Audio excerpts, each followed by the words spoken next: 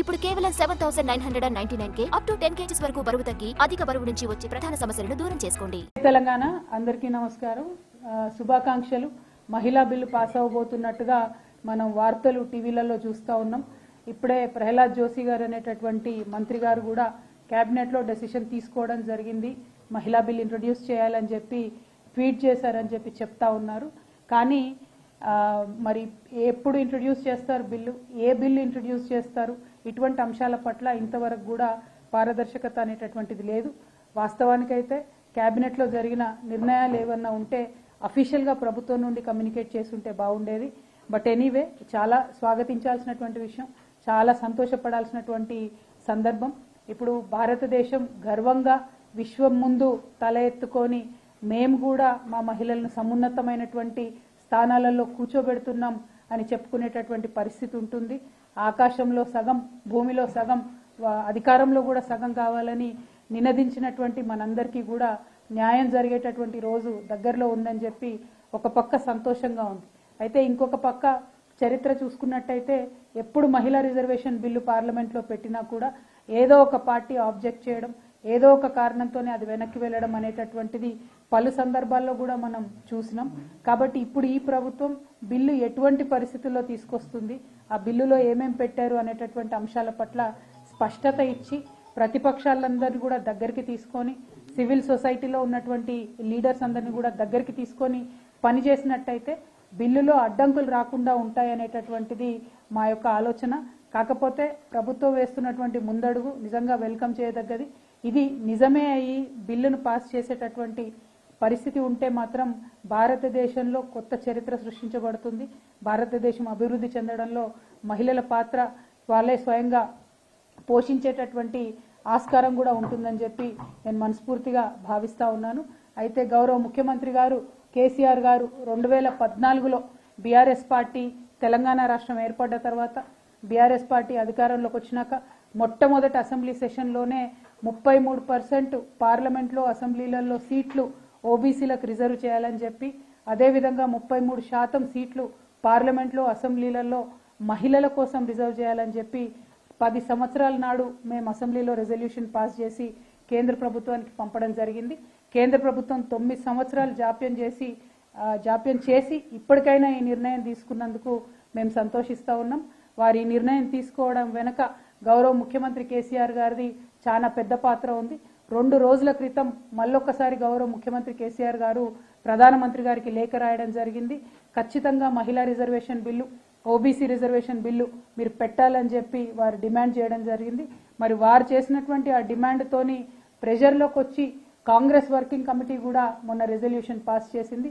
అంటే ప్రధాన ప్రతిపక్షంలో కదలిక తీసుకొని రావడానికి బీఆర్ఎస్ పార్టీ మంచి పాత్ర పోషించింది. కాబట్టే ఇవాళ ప్రధాన ప్రతిపక్ష పార్టీ అదేవిధంగా బీఆర్ఎస్ లాంటి స్ట్రాంగ్ పార్టీలు తీసుకున్నటువంటి నిర్ణయంతో కేంద్ర ప్రభుత్వం కూడా కదిలి వచ్చిందని చెప్పి మేము బలంగా విశ్వసిస్తూ ఉన్నాము. అయితే ఒకటే కోరిక, ఒకటే ప్రార్థన కేంద్ర ప్రభుత్వంలో ఉన్నటువంటి పెద్దలతోని చిన్న చిన్న అంశాలతోని ఈ బిల్లు ల్యాప్స్ అయిపోకుండా, వెనక్కి తిరిగి వెళ్లకుండా, మళ్ళా ఏదో కమిటీలలో చిక్కుకుపోకుండా మీకున్నటువంటి మెజారిటీని ఉపయోగించి ఖచ్చితంగా మీరు ఏ రూపంలో బిల్లు పెట్టినా మీరు పాస్ చేసే ప్రయత్నం చేయండి. మీకు అండగా బీఆర్ఎస్ పార్టీ నిలబడుతుంది. మహిళా లోకం కోసం బీఆర్ఎస్ పార్టీ మహిళా బిల్లుకి తప్పకుండా మద్దతు ఇస్తుందని చెప్పి ఈ సందర్భంగా తెలియజేస్తా ఉన్నాం. మళ్ళొకసారి మహిళలందరికీ, భారతదేశ ప్రజలందరికీ కూడా ఒక మంచి అడుగు మన డెమోక్రసీలో పడబోతున్నందుకు మీ అందరికి కూడా శుభాకాంక్షలు. Thank you. జై Telangana. Ma'am, but now NCP has put together one of his national spokesperson. So initially it was Congress, all the Congress top leaders trying to take the credit. And now NCP stated that first of all Rajiv Gandhi ji has tabled the bill, and later Sharad Pawar ji has implemented it in the Maharashtra 33% women reservation. So several political parties or political leaders trying to take the credit. How do you see this? Very good, yeah. Let them all take the credit. That is not the issue here. While taking the credit, they should just support the bill, vote for the bill, not object for it. Because when we look at the history, at certain times TMC has abstained from voting, sometimes RJD had objected.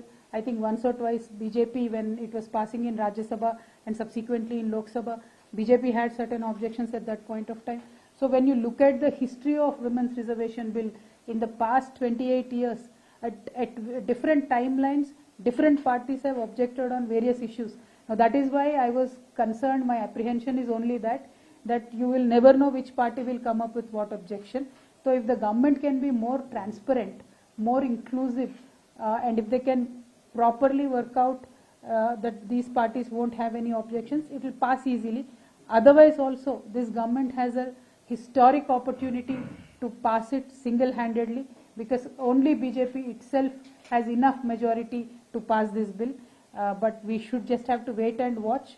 If their political will drive them all the way through, I really hope it does, because if this time we miss, again it will take 10-15 years for the women of India to rise up and fight for this issue and get this momentum. आप जो doubt अभी कह रहे थे कि मेरे को doubt है, अभी मिनिस्टर ने अपना ट्वीट डिलीट कर दिया। Oh my God, ये तो क्या है यार, ये तो adventurous TV serial जैसा.